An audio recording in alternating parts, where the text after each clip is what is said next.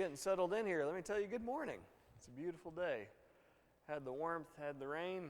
Now we're ready for some warm again, aren't we? It's good to see everybody. In our Bible class, we have a new sheriff in town. It's been 22 long years under the reign of Ahab, who's our king in the north. I should say has been our king in the north, but now things are changing. His son is assuming the throne. We read this just at the very end of our last class period, 1 Kings 22, if you want to turn there and you haven't already. 1 Kings 22, and for the remainder of this class period, it'll probably be more of the tail end of it. We're going to jump over to the parallel of this in 2 Chronicles 17, and we'll actually spend, counting today, 2 class periods in at least a portion of 2 Chronicles, which is a little bit unique in what it is that we've been doing. So we're swapping places here. We've been under the reign of Ahab for 22 years. Does anybody recall, and I'll give you a little heads up, be careful in response to this question, okay? Because in the south, who's been reigning in the south for some time? And that's on whom we'll concentrate for 2 class periods. We've been in the north for a long time. We're going to jump back to the south as we do it in the Kings. But who's been reigning in Judah? Starts with a J. Jehoshaphat, okay? Jehoshaphat. And so he's been reigning in the south, but the son of Ahab is going to assume the throne at his death in the north. And we haven't really talked much about him, so it's okay if you don't get this one. But does anybody know his name? Starts with an A.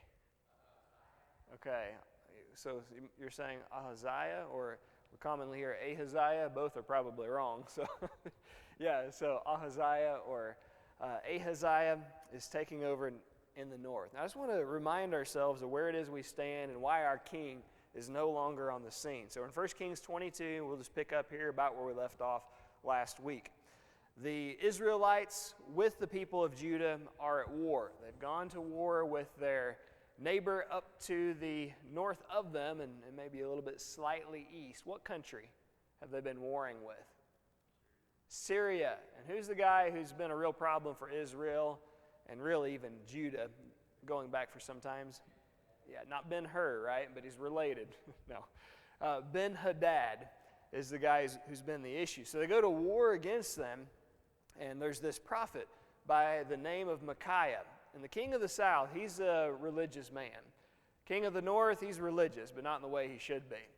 And the guy in the south says, hey, look, you want me to be your ally, and we need to inquire of the Lord. Should we go do this in battle? And Ahab asks his many prophets, 400 if I'm not mistaken, he asks them, hey, what do you think? Are we going to be victorious in battle? Oh, yeah, go up, and it's easy peasy. He says, okay, well, that's great. Now let's talk to a prophet of the Lord and see what he says, a little slap in his newfound family's face. He says, is there any prophet left, our memory verse last week, of whom we can inquire of the Lord? He says, well, there's this one guy, Micaiah, but I hate him because he always says bad things about me. He says, you should not, my brother, speak of a prophet of the Lord this way. Go get him. Let's talk to him. And so he brings Micaiah, and when Micaiah gets done playing around with him, he says, if you go up today, you're going to lose your life in battle. And Ahab basically tells him, well, we'll see about that. And strangely, Jehoshaphat still signs off on this, being the pious man that he is. They go into battle together, so here's where we pick up.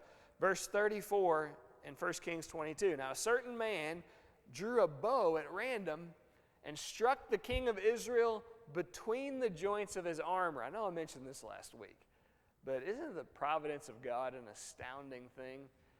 The king of Israel thinks, well, I'm going to outsmart God, and I'll disguise myself just as a common soldier.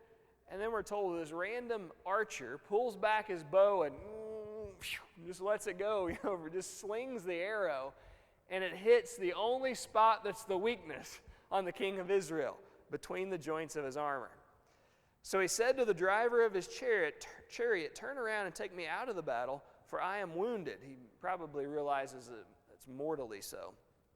The battle increased that day, and the king was propped up in his chariot, facing the Syrians, and died at evening. The blood ran out from the wound onto the floor of a chariot, made a mess in this vehicle. 36, then as the sun was going down, a shout went throughout the army saying, every man to his city and every man to his own country. There's a reason this remark is made. Go back in our chapter here, 22. Read with me in verse 17. Then he said, this is the prophet or the seer talking about what he's seen in the vision that God has given him. Then he said, I saw all Israel scattered on the mountains as sheep that have no shepherd, or as subjects that have no king, is what he means by that. And the Lord said, these have no master. That's by his design. Let each return to his house in peace. So we go back to verse 36. As the sun's going down, a shout goes throughout the whole army, saying, every man to his city and every man to his own country, just as was foretold by the prophet of the Lord. When the Lord speaks, it means something. It always comes to fruition. Verse 37 of 1 Kings 22. Thank you for all of you being here. 37, so the king died and was brought to Samaria.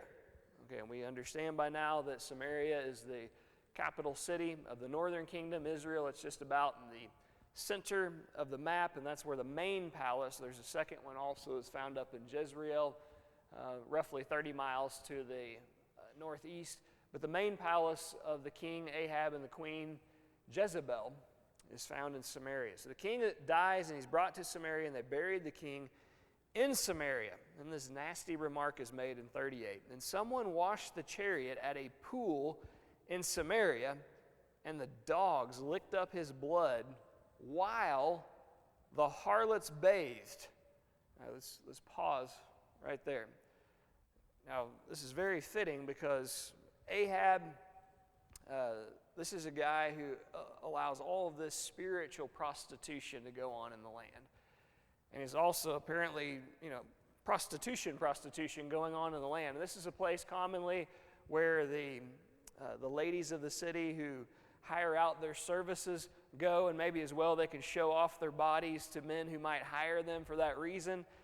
And they end up at this place, and that's the water that's used to wash out what remains of this man's liquid substance within him. Gross scene for the man who's, how fitting though, responsible for so much spiritual prostitution in the land of Israel. One of the last things involving him is prostitution in the land of Israel.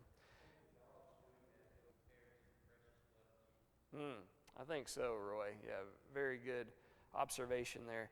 I would say you're probably right. And I mentioned this, I think, last week. Dogs they're not man's best friend over there. They're recognized as these nasty. They're not domesticated either, largely. There are some, but they're just these wild scavenger animals. They're gross. They eat anything. That's the way people see them over there. And so, yeah, to have this animal come in contact with your ruler's remains or part of them is really a disgraceful thing. And yeah, his blood comparatively, just like ours, by the way, is worthless compared to the pure blood that's going to spill and come along down the road. Okay, so this is according to the word of the Lord, which he had spoken. Go back to chapter 21. 21. Let's be reminded of verses 17 through 19. Didn't get to read this last week because we were in a hurry to close.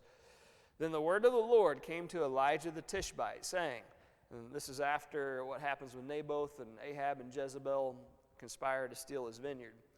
Arise, go down to meet Ahab, king of Israel, who lives in Samaria. There he is in the vineyard of Naboth, where he has gone down to take possession of it. You shall speak to him, saying, thus says the Lord, have you murdered and also taken possession?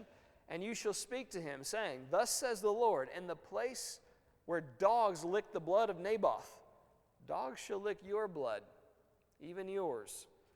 So when we come across some of these kind of gross details and we're like, well, that's strange. If you ever ask why, time and again with these kings, the whys and the intricate details are very important. Now, you brought up some pretty precious blood, that of our Lord's. Man, are the details so specific in the gospel accounts. And the reason for that is the details are very specific in the prophecies that the Lord has made. And so that helps us to identify we can count on God, and this is happening because God says so. It impresses a powerful lesson on us. When God says so about other things, listen to him. Even the details. He means everything that he says. So crossing back into 22, all these things are being done in fulfillment to the prophecies that the Lord has made, and I think specifically for his prophet that's been mistreated, Micaiah. This shows that the Lord is behind him and that the king shouldn't have disrespected him in the way that he did. As well, the prophet Elijah and the prophecies that he makes about this king. Verse 39 of 1 Kings 22. Now the rest of the acts of Ahab and all that he did, the ivory house. Oh, he was living high on the hog. Not literally, because they can't do that. But he was really enjoying life. He has this beautiful ivory, elaborate palace. And he thought, hey, as long as I have my stuff, life is good. Well, guess what? He doesn't have his life anymore, and now he doesn't have his stuff either. And life isn't good for him. The ivory house that he built, all the cities that he built, are they not written in the book of the Chronicles of the kings of Israel? Thank you, inspired writer. What a nice segue you give to us. We're going to cross over to the Chronicles here in just a moment. We're not quite there, and we'll read about the rest. There tend to be more details in the Chronicles than what there are in the Kings. Verse 40, so Ahab rested with his fathers, then Ahaziah his son reigned in his place. If you're still keeping along with the chronology of this, we're looking at roughly 800, and with each one of these, keep in mind, there might be a year, a couple years difference, not a lot, but there's a little bit of leeway there, but about 853 BC is when Ahab dies. So we're making progress in this thing. He has a son named Ahaziah, and that's the new sheriff who's in town. He's going to reign in his place. I just want to mention really quickly, as we've been doing with a lot of these, the names mean something back then. The name Ahaziah, here's what it means. Whom Yahweh upholds. That's interesting, isn't it? That Ahab would give the name of the God of Israel, Yahweh, and how God will be your strength and uphold you to his boy. Why is that slightly ironic?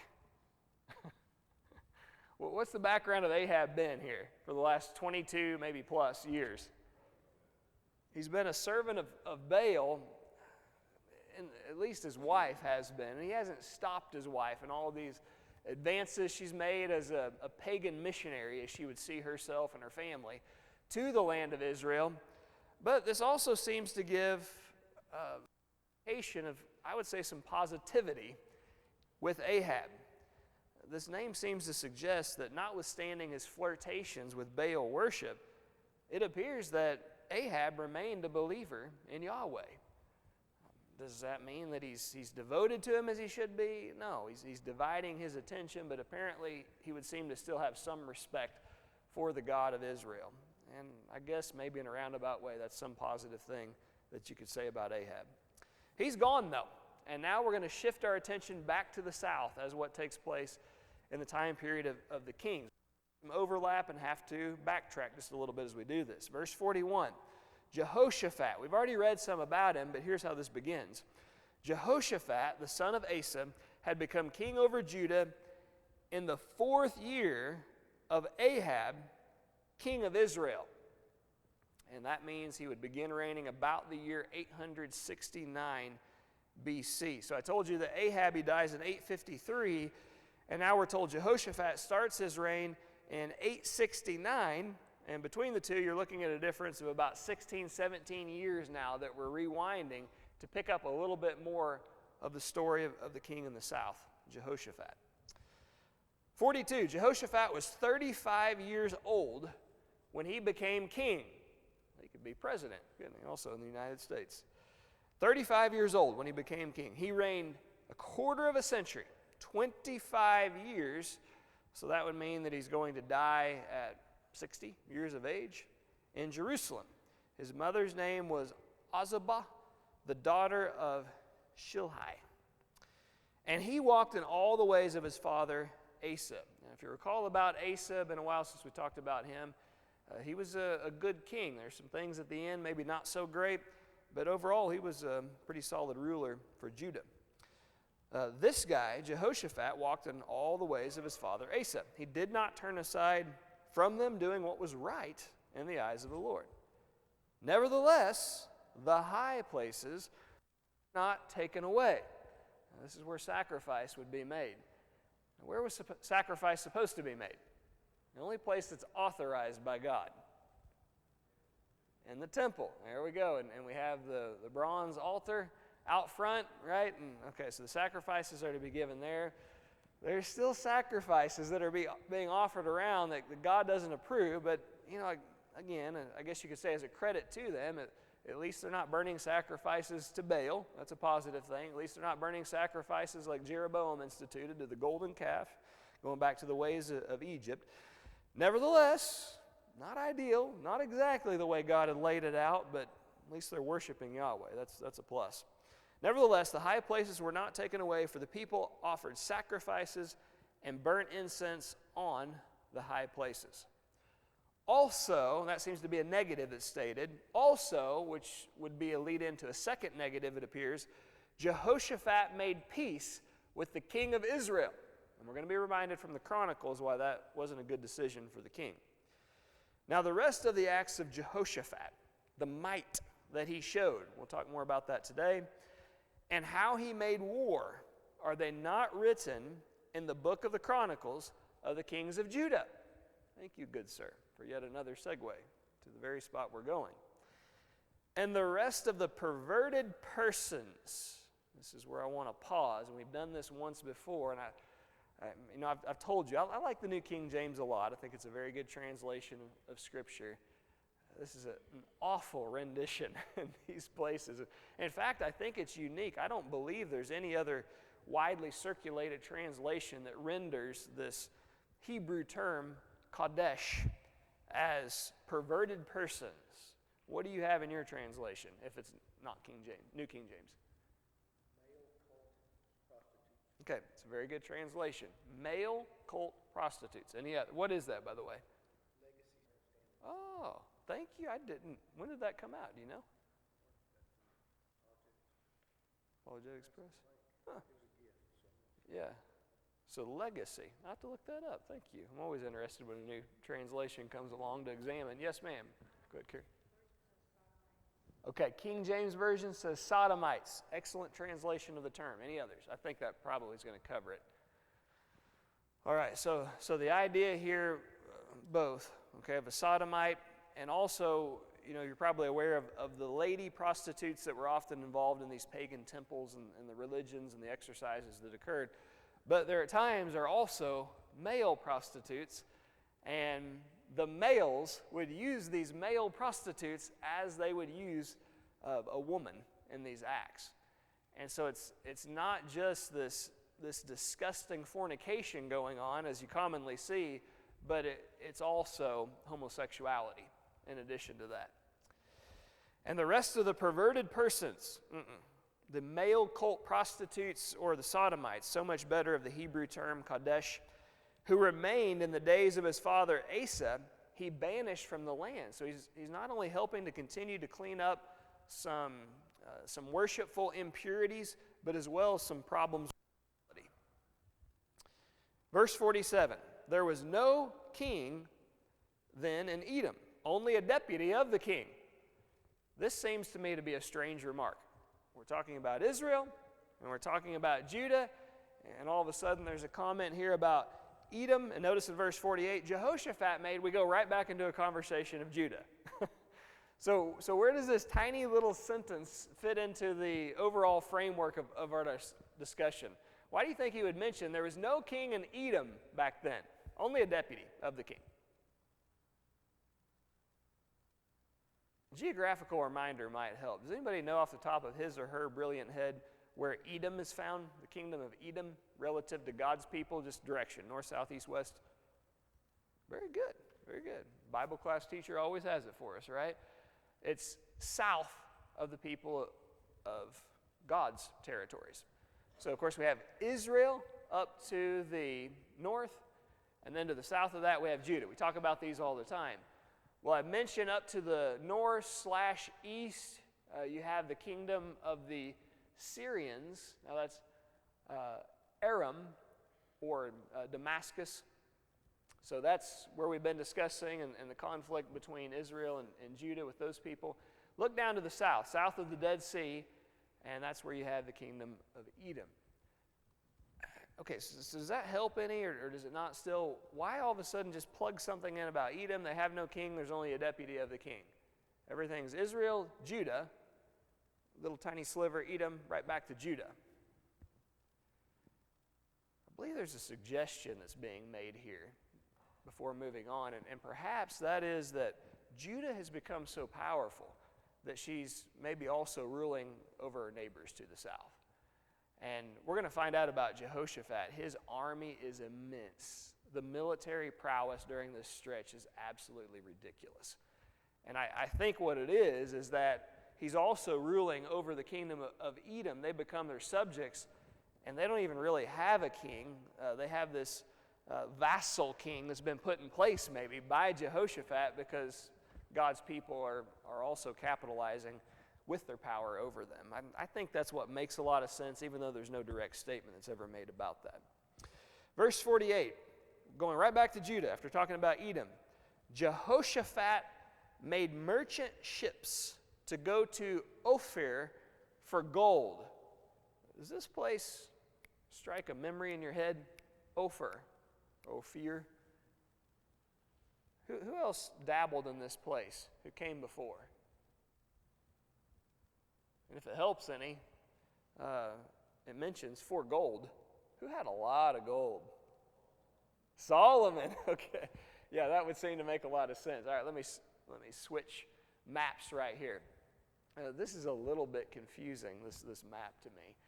This is the Arabian Peninsula that juts out right here in the middle to the right portion of the map. There we go, laser beam. And so this right here, that's the Arabian Peninsula, okay? Saudi Arabia today. Now, if you look right up here, what confused me about it, I don't like how the pink right there, do you see that little fork that comes off? The two pink slivers, that's actually water. And I think it'd make a lot more sense if it were blue also. This map, I'd chosen this map for a reason. So what you have right here on that northeastern side, that body of water is the Persian Gulf, and the one on the western portion, if you will, of the screen, that's the Red Sea.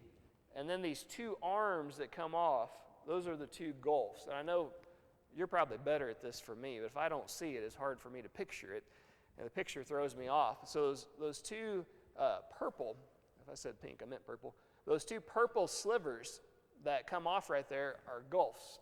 The one on the left is the Gulf of Suez, and the easy way of remembering that is the Mediterranean and the Red Sea, and Suez, the Suez Canal that connects us so you don't have to go all the way down around, right, on the map of Africa, Cape Horn. But anyway, so you have the Suez Canal, and then you have the Gulf of Aqaba. But you look on the Arabian Peninsula, and this is not 100% certain, just to be clear. Nobody knows without a doubt where this land is located, but it's widely believed among Bible students that this was found on the Arabian Peninsula on the southwestern corner, Ophir. It's also widely thought, although we don't know for certain, where the land of Havilah is found, is that's pretty much due south of that. And if that rings a bell with you, Havilah, it goes back to the beginning of the Bible. Turn to Genesis 2, keeping your spot in our text. But all the way back in Genesis 2, we're informed in verse 10 how a river flowed out of Eden to water the garden. And there it divided and became 4 rivers. The name of the first is the Pishon. It is the one that flowed around the whole land of Havilah, where there is gold. And the gold of that land is good. Bdellium and onyx stone are there. Well, that would make a lot of sense. If there are these tremendous deposits of gold in Ophir, just right across the water, that there would be plenty of deposits of gold that are found in the land of Havilah also. So that might give a little credence to the location of these two places being correct. A second thing I'd like to mention to you is from our verse itself, 1 Kings 22:48. Jehoshaphat made these merchant ships to go to Ophir for gold, but we're told they never sailed, for the ships were wrecked at Ezion-Geber. Okay, keep your spot here and turn to the parallel of this, and it's 2 Chronicles 20. 2 Chronicles 20. And if you want to put a mark there, before too long we'll be coming to spend the rest of our class period in that, right around that location. Chapter 20, 2 Chronicles, verses 35 through 37. He makes these ships, but the ships never even sail to go on their mission. Why is this? Verse 35. After this, Jehoshaphat, king of Judah, joined with Ahaziah, who's taken over for Ahab, his daddy in the north, king of Israel, who acted wickedly. He joined him, that is, Jehoshaphat joined Ahaziah in building ships to go to Tarshish. I don't think I have that on a map, but can anyone tell us where, I don't think I have it on any of these. Can anyone tell us where modern-day Tarshish is found? What country today? Okay, that's okay, yeah. It is a peninsula, good, but it's way, other direction for you, way farther west. It's in modern-day Spain, or kind of Portugal, right on that, on the Iberian Peninsula. So I don't have that on the map, but if you can picture that in Europe, the westernmost point in Europe. So they're wanting to go on these, adventures and to gather all this gold. They're wanting to send these ships to Tarshish, perhaps in part to sell the gold that they have extracted. But they build the ships in Ezion-Geber. Ezion-Geber. All right, now that's the purpose of this last map. Let me show you where that is. This is a little confusing because in the water that you see on this map, the blue, that's not the Gulf of Suez, and up to the northeast, the Gulf of Aqaba, even though it would kind of look like it because you have no others. Remember, they're just the tiny, this is the Arabian Peninsula, that's the Persian Gulf up here, and this is the Red Sea. On the Red Sea, on this map, you have the two purple arms that come off, and those should be blue also. Those are the Gulf of Suez and the Gulf of Aqaba. And they split this territory so it makes kind of a V, creating another peninsula, a piece of land that's surrounded by water in three directions. This is the Sinai Peninsula, and as you blow up that little tiny section right there, and the Sinai Peninsula, so we talked about the arm on the northwestern side of the Red Sea, that's the Gulf of Suez, and as you can see on the map, the right arm is the Gulf of Aqaba, and if you'll see that little balloon right there in the northwestern side of the Gulf of Aqaba, that's Ezion-Geber. So this is way down south of the territory of God's people. After you pass through even the kingdom of Eden, the kingdom of Edom, it's even farther south than that. So the place where these ships are built is on the Red Sea, which could make a lot of sense because going back to the former map, what they would do is this purple arm to the northeast here, they would travel down, except in the water, the blue, and then they would go down to Ophir, which is on the southwestern portion of the Arabian Peninsula, and they would go to possibly even Havilah to the south of that, but especially Ophir, we're told right here.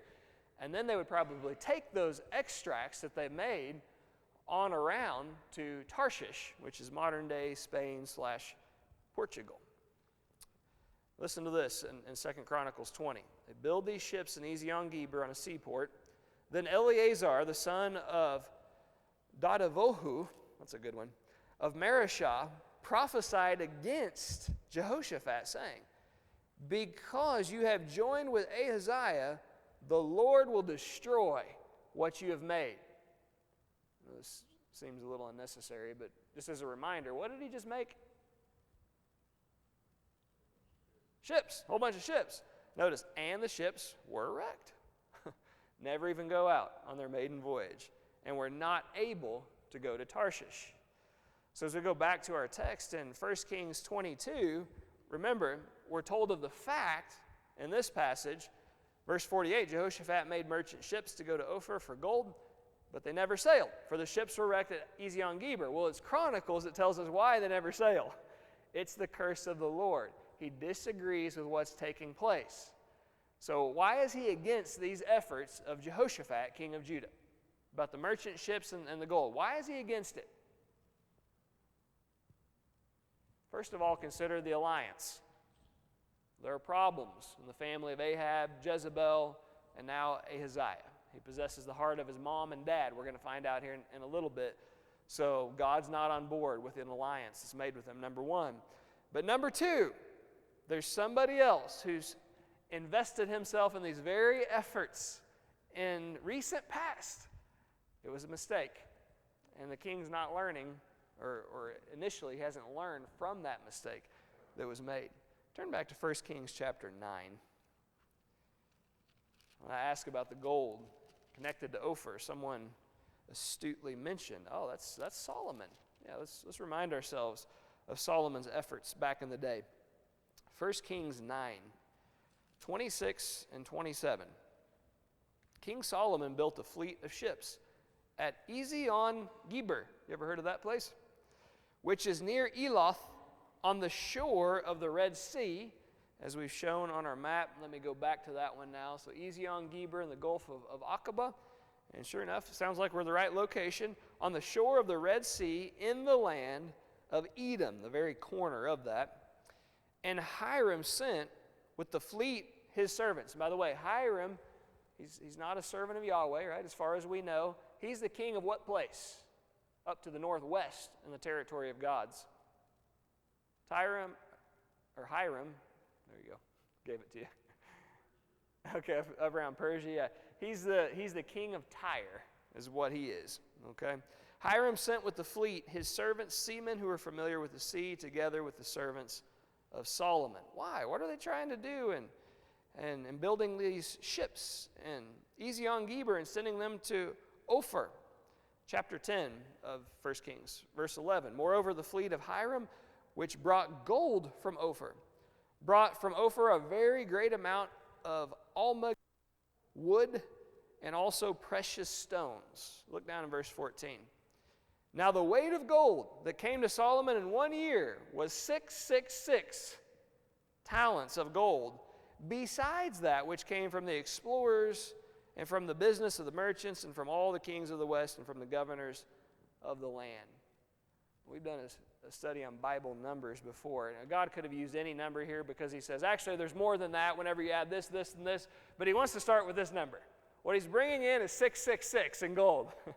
What does the number 6 in the Bible represent? Imperfection, that which is imperfect.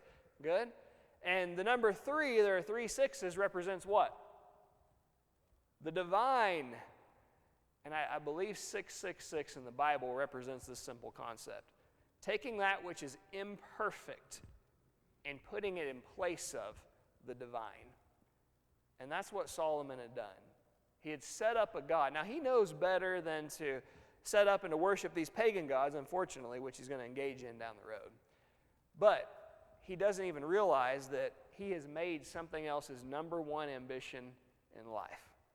Gold has become after what he's chasing. Now, you look on in 1 Kings chapter 10, and it's mentioned that he gets involved in the horse trading market. And he starts importing these horses from Egypt, sending people down there and bringing them back. And then he multiplies his wives, and in addition to that, they're not even servants of the Lord, these wives. I invite you to turn to Deuteronomy chapter 17. I know we've done this so many times in this study. But it's so important that we never lose the basis, the very beginning. And we certainly want to grow and move on from that. You know, we don't want to be guilty of the Hebrews 5 and 6 crowd of we never advance, and 30 years down the road, we don't know anything else other than the basis. But we can't ever lose sight of the basis. And here's the whole basis of the kingship of Israel, 500 years before it happens. Deuteronomy 17, verse 14, when you come to the land that the Lord your God is giving you and you possess it, dwell in it and say, I'm going to set a king over me like all the nations that are around me. He says you can do that, but, verse 16, these are the 3 rules. Only he must not acquire many horses for himself or cause the people to return to Egypt in order to acquire many horses, since the Lord said to you, never again shall you return that way. Rule number 2. He shall not acquire many wives for himself, lest his heart turn away. Rule number 3, nor shall he acquire for himself excessive silver and gold. And then he's supposed to write the copy of the book of the law approved by the priests themselves, and he is to read it every day of his life so that he doesn't think for half a second, the rules don't apply to me like they do to everybody else. You look at Solomon's life, and where does the departure begin? It's with an obsession over the material, the gold. It becomes, and then it just progresses from there. Hey, we can make even more money. If we start trading these horses, where's the best place to get horses? Right down southwest. Let's go down to Egypt. God specifically said, don't get involved in the horse trading market, especially in Egypt. Hey, the ladies kind of seem to like me. I could get a whole bunch of... God said, don't multiply your wives. He set up all of these gods before he turns to what we traditionally think of gods around him. So when we go back to our text of 1 Kings 22, and we're reading this about Jehoshaphat and how the Lord's upset, and he curses his efforts with the ships that are built in Ezion-Geber. Why does he do that? One's because of the alliance. Evil company corrupts good habits. The second one is, I believe he's following the pattern of Solomon. And he's starting to turn his heart away from the Lord, and he wants to excessively multiply his gold and his silver. As we continue in 1 Kings 22, verse 49, notice, then Ahaziah, the son of Ahab, the wicked one, says to Jehoshaphat, let my servants go with your servants in the ship. But Jehoshaphat would not. He wants to continue in this shipbuilding industry. And he says basically, look, I've gotten my answer from the Lord. He doesn't want me to connect with this. I'm disconnecting from these efforts. That's a credit to Jehoshaphat. It shows you the kind of pious person that he was. The lasting mark on us is not whether we've made mistakes. That's everyone. We've all done that. But the lasting mark is, do we receive correction from God's hand when it's given to us? He's been corrected for doing something wrong, and he says, I'm done with that. I'm not doing it anymore. This is a good guy about whom we're talking. Well, eventually his reign comes to an end. Verse 50, Jehoshaphat rested with his fathers and was buried with his fathers in the city of David, his father, and Jehoram, his son, reigned in his place. I know we haven't finished the chapter, but that's intentionally.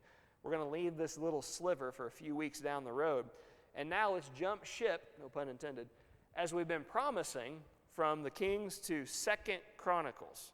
So let's go to 2 Chronicles, and we'll spend just the little time we have remaining in that place. 2 Chronicles chapter 17. Our memory verse is coming up, number 3, just a heads up. Verse 1, though, first. Then Jehoshaphat his son reigned in his place and strengthened himself against Israel. Now, I know we've been experiencing some better relations between the two of these countries, but you go back a few years, remember we're over a decade separated from where we were before, and there was the need to strengthen the border between the two because they were in conflict between one another. But now, where we've been, relations have improved. We're at the front side of this at the moment.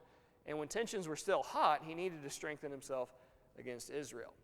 Verse 2, and he placed troops in all the fortified cities of Judah and set garrisons in the land of Judah and in the cities of Ephraim, which would appear to be in Israel, which Asa his father had taken.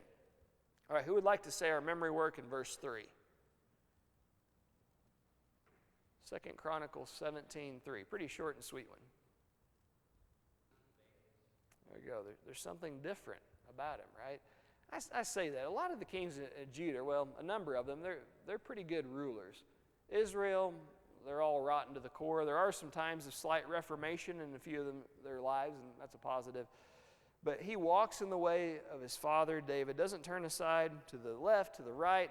One thing he for certain does not do is seek the Baals. He is totally disconnected from them. Verse 4, but he sought the God of his and he walked in his commandments, good job by the way, Roy, and not according to the acts of Israel.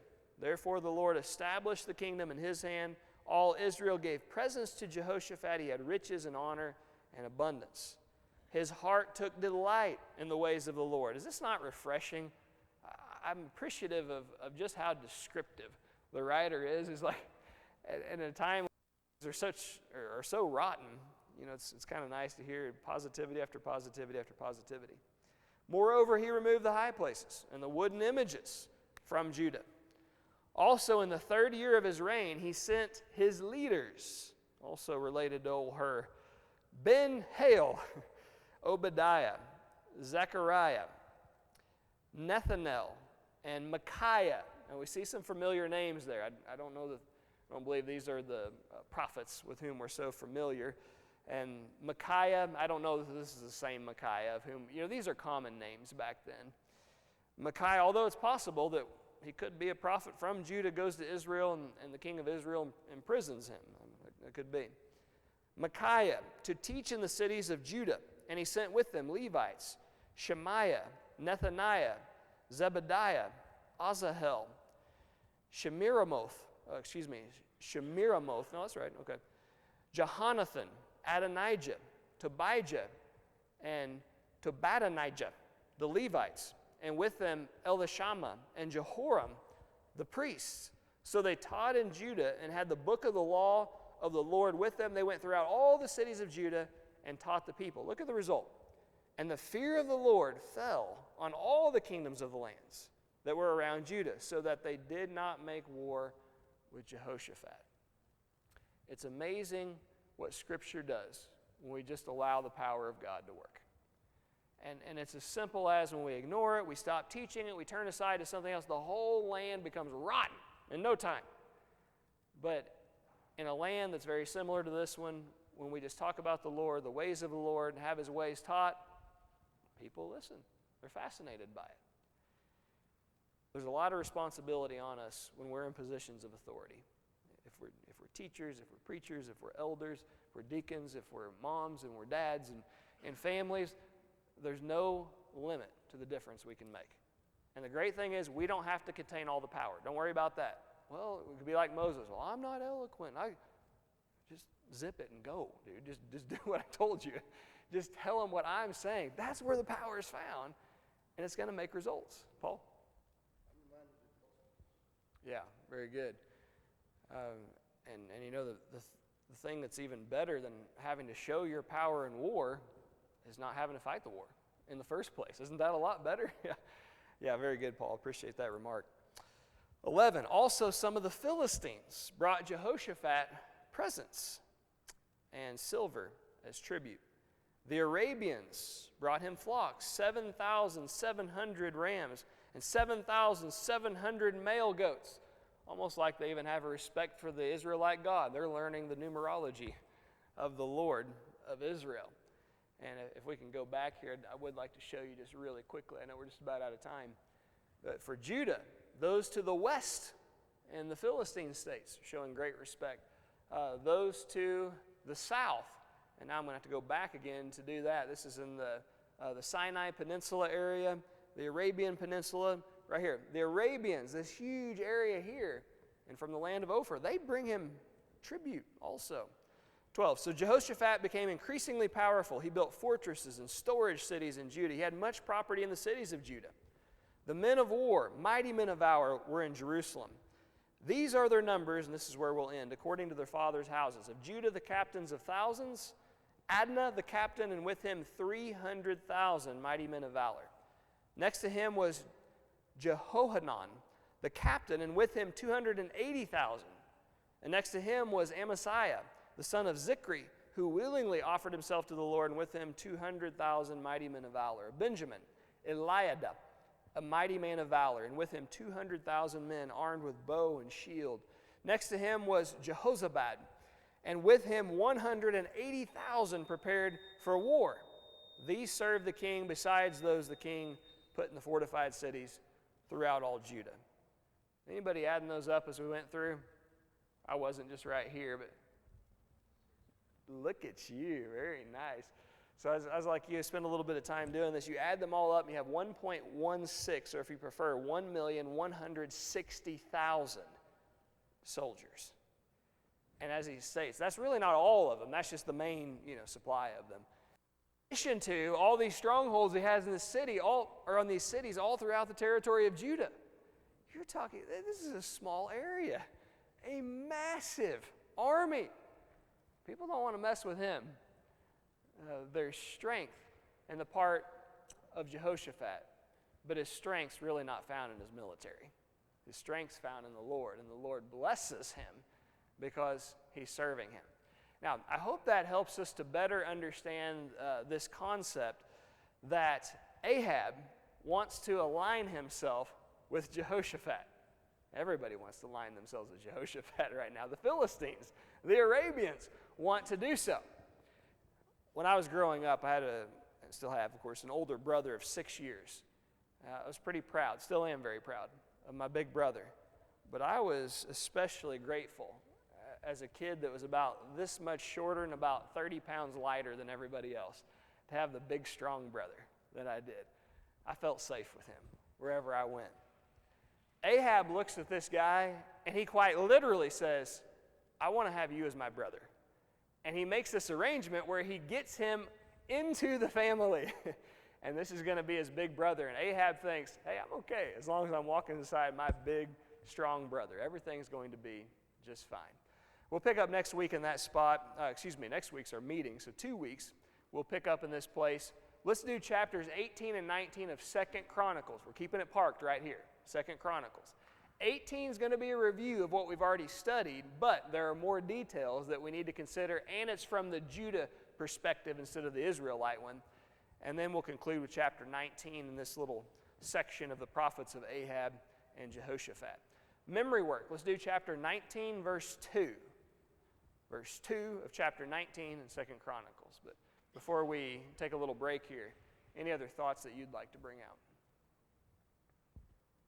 Okay, I appreciate your attention. Looking forward to that in a couple of weeks. And our meeting next week.